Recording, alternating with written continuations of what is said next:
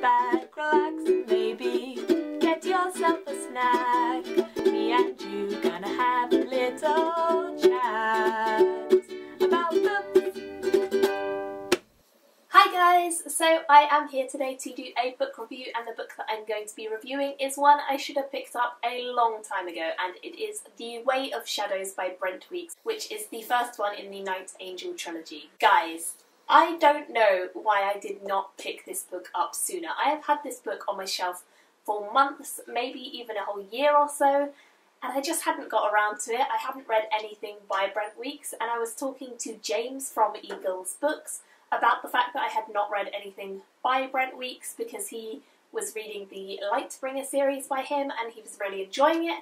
So I wanted to ask him where I should begin with Brent Weeks. What should I read first? And he recommended starting with this one, which I would also recommend. I do think this was a great place to start. One of the major reasons that I had yet to pick up any Brent Weeks stuff was because I'd heard such mixed reviews about his work. Some people seem to really, really love his writing, and some people seem to hate it and really just can't get along with it. And I was really intrigued as to where I was going to fall under that category. However, I can definitely confirm that I fall under the I love his work writing. So yeah, I loved this book. This book is action, it's fantasy, it's adventure, it's a coming-of-age story. It's also political, and it has dark and savage moments.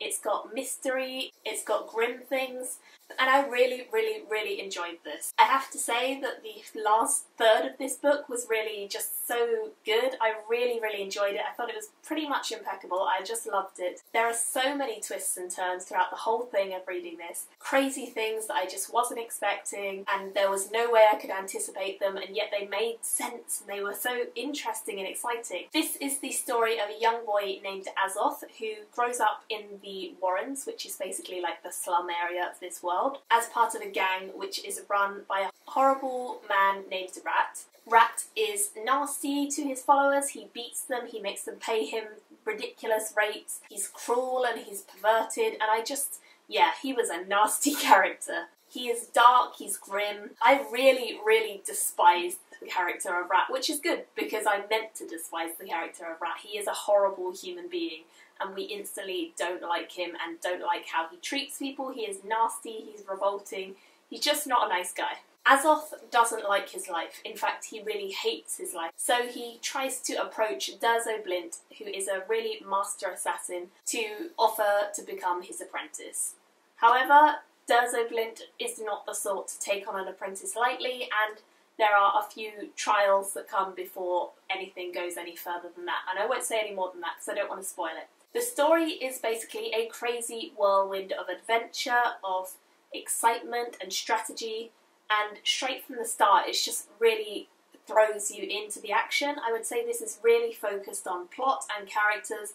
It's not that focused on world building. The world is not entirely fleshed out, at least not in this first book, but the characters and the plot and the action are really, really intense, and if you like that sort of thing, you will probably enjoy this. The story is fast moving, and I could tell straight away when I began this that it was going to be a book that I would enjoy and that would probably be a 4 or 5 stars, but I wasn't sure where it was going to fall because it was just so engaging, and I really enjoyed the humour and I enjoyed the jokes and I enjoyed the darkness and the grimness. I would definitely say this counts as a grim dark fantasy because there are some really, really dark moments and things that happen that are quite nasty, and there are definitely questionable characters, so it definitely falls under grimdark in my opinion. Basically, by the time I got to the final third of this book, I could not put it down. I was completely addicted to reading it, and I stayed up ridiculously late reading this, but I was super happy because I just needed to finish it, and I've actually got book 2 and 3,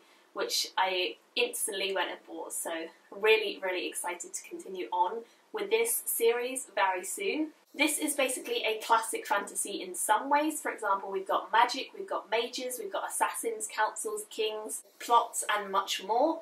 However, there are some interesting twists to these things, which makes it original and makes it unique. I liked the characters a lot in this, probably as much as the ever-changing plot, which was really, really exciting. The character of Kyla and the character of DURZO are both really interesting, and they were definitely my favourite two characters by far because they each go through some personal battles with morals and integrity. I thought Kyla really grew over the course of this book and became a really great character by the end of it. He has to develop as he faces a huge amount of problems and trials. He fights harder and he has to get stronger. And he's basically an all-round badass by the end of this book. On the other hand, DURZO is a badass right away. Like, the moment we meet him, we know that he is crazy awesome and he's a killer and he's the best in the city, so he is intense and he's really cool. But there is obviously more plot to how he became a killer, why he became a killer, how he's connected to everything that's going on in the plot, and that's a really great thing to discover. He's very mysterious, he's very questionable with some of his characteristics, and you never really know where you stand with him, which I thought was a really great characteristic because it kept you guessing. His secrets are slowly revealed and there is both honour and shame to what he's done in the past, so he's a very mixed character. He's a good master and a great teacher, but he's also brutal and he's nasty when he needs to be. Seeing the battle that he had with external forces that were trying to influence him was really great, and I just enjoyed that a lot. I was always engaged with seeing what his character was going to throw out next. Another two characters whom I really enjoyed seeing were Mama Kay, who is the leader of the courtesans. She is a fairly old courtesan now, she's kind of past her prime, but she is the leader of the courtesans in the city, and she is basically a schemer and a plotter, and she is one who has a lot of spies and a whole spy network, so she's really interesting. I liked the really kind of aloof aura that she had about her at all times, and her status was really easy to see, and she had a very commanding presence, which I liked. She's a really skilled and wise woman. She's worked her way up to the top of the courtesans over her life, and I really think that her ideas and her wisdom helps some of the main characters in this to develop and grow as people. Elaine was a really interesting character because of her roots and her backstory. She's grown up in a world where she knows little about how she got to where she is, and her fantastical way of viewing things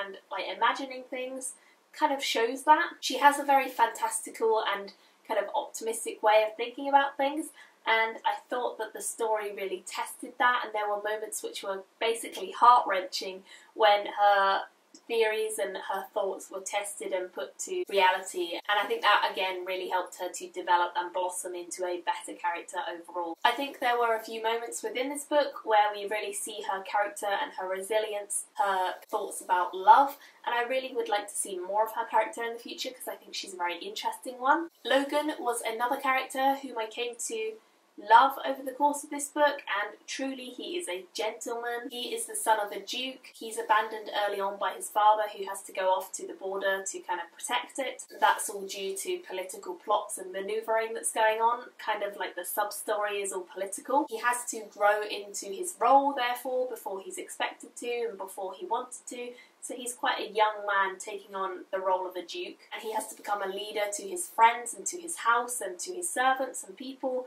He's a really kind character, he's a very loving character, very enjoyable to read about. His interest in doing what's right and fighting for justice made me really connect with him on a new level, and I thought he was a really great character. He was really great as well because he was very integral to the plot, and he just made it really interesting, and he certainly became a stronger character as the story went on and got much better. In this book we have basically a few plot lines that we are following. The first one is obviously the one with the main character, and we are seeing him develop and grow up, but equally there is another storyline which involves another race in this world, the Khalidoran. There are various political plots and manoeuvres and ploys that are going on involving this other race of people, and whilst I found the story to be really intriguing, still we don't see all that much of it. We just get hints here and there, so I have a feeling that will probably be developed further in book number 2 and 3. But we do see a lot of the main character storyline in this one, and we get to see him develop and grow into the person that he is by the end of the book, which is really different from who he began as. Overall, in case you can't already tell, I really enjoyed this book. I would highly recommend this. I enjoyed it a lot more than I had anticipated enjoying it. I didn't know if I was even going to like it because so many people have said they're not sure and they don't like it. but for me this was a 5-star book, a standout book. It was just so engaging. I absolutely loved the writing style. I will 100% be picking up all of Brent Weeks' other works in the future, and I can't wait. I'm so excited to go on to book number 2. I would absolutely love to hear your thoughts, whether they're good or bad, in the comment section below, so let me know what you guys think. Thank you all for watching, and I will see you all very soon in another video. Bye! Me and you gonna have a little